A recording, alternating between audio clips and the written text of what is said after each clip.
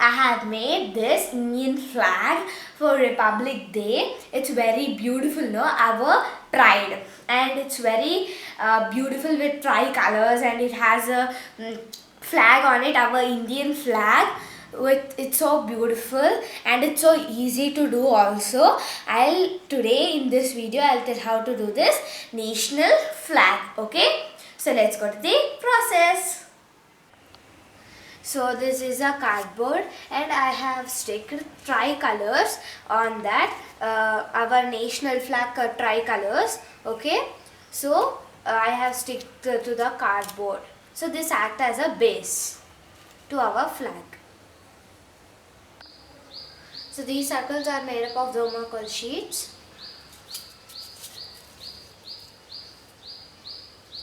See, height wise.